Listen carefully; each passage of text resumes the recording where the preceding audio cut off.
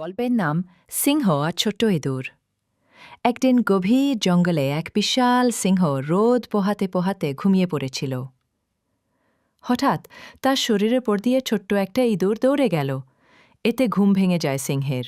সে রেগে গর্জে উঠল আর ইঁদুরটাকে তার থাবায় ধরে ফেলল।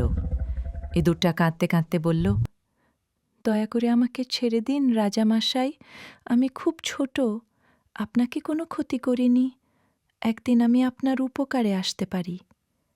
সিংহ হেসে উঠল, তুই আমাকে সাহায্য করবি, এতটুকু ইঁদুর?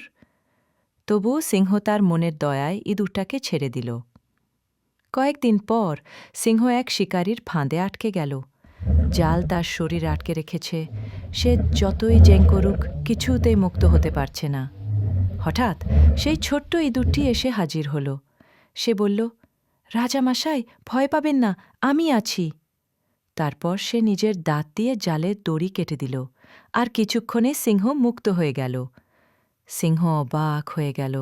সে বুঝল, কখনো কাউকে ছোট করে দেখা উচিত নয়। শিক্ষা: কারো উপকার করার জন্য বড় হওয়া লাগে না, ইচ্ছেটাই সবচেয়ে বড় জিনিস।